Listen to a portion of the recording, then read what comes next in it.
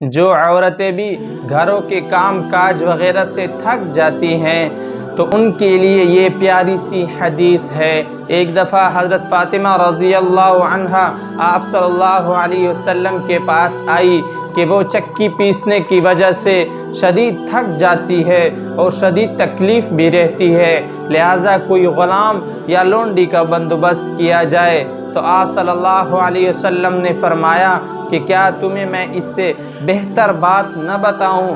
حضرت فاطمہ رضی اللہ عنہا فرمانے لگی، جی حضور بتائیں۔ تو آپ صلی اللہ علیہ وسلم نے فرمایا کہ جب تم رات کو بستر پر سونے لگو اور لیٹ جاؤ تو یہ کلمات 33 مرتبہ سبحان اللہ، 33 مرتبہ الحمدللہ اور 34 مرتبہ اللہ اکبر پڑھے۔ یہ انشاءاللہ آپ کے غلام اور لونڈی سے یہ کلمات بہتر ہے اور آپ کی تھکاوٹ ختم ہو جائے گی۔